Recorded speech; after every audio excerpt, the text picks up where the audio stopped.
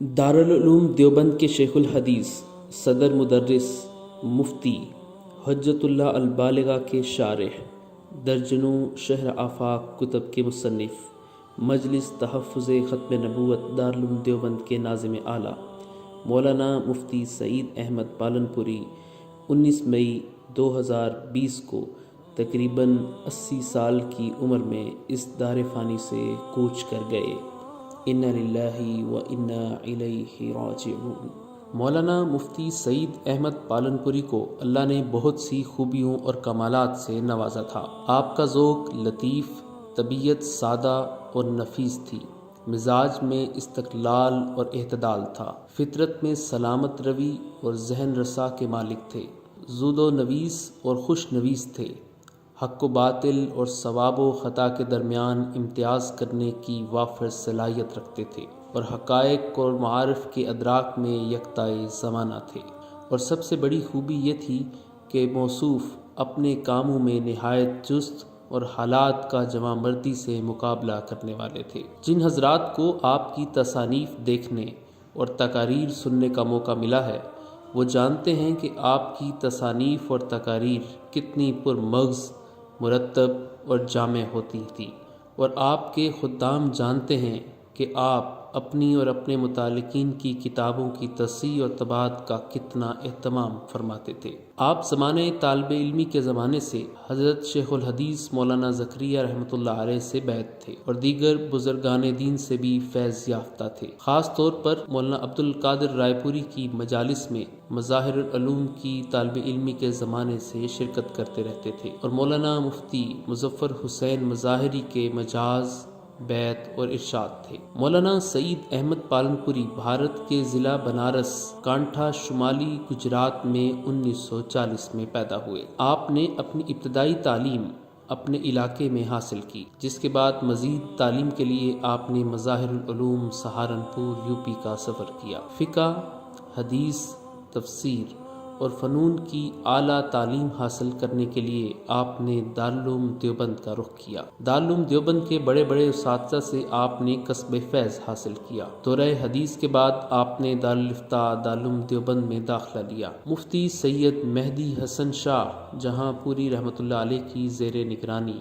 کتب فتاویٰ کا مطالعہ اور فتاویٰ نویسی کی مشق کا آغاز کیا۔ اسی کے ساتھ آپ نے سماحت الشیخ محمود عبد الوہاب مصری رحمۃ اللہ علیہ کے پاس حفظ بھی شروع کیا، جو قرآن کریم کے جید حافظ اور مصری قاری تھے، اور جامعۃ الازہر قاہرہ کی طرف سے دارالعلوم دیوبند میں متعین تھے۔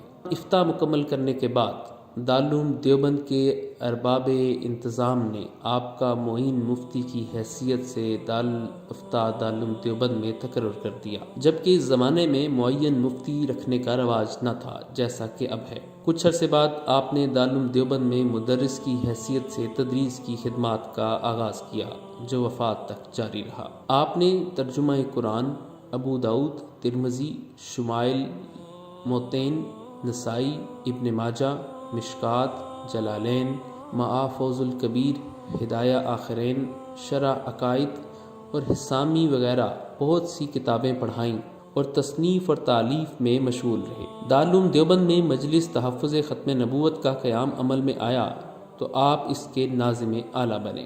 آپ کی تصانیف جو شائع ہو کر مشرق و مغرب میں پھیل چکی ہیں، ان کا مختصر تعارف یہ ہے۔ تفسیر ہدایت القرآن، یہ مقبول عام اور خاص تفسیر ہے۔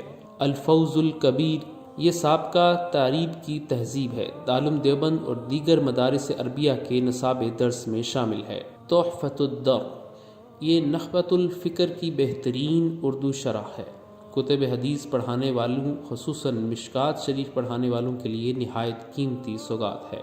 مبادئ الفلسفہ، اس میں فلسفے کی تمام اصطلاحات کی عربی زبان میں مختصر اور عمدہ وضاحت کی گئی ہے، دارالعلوم دیوبند اور دیگر مدارس عربیہ کے نصاب درس میں شامل ہے۔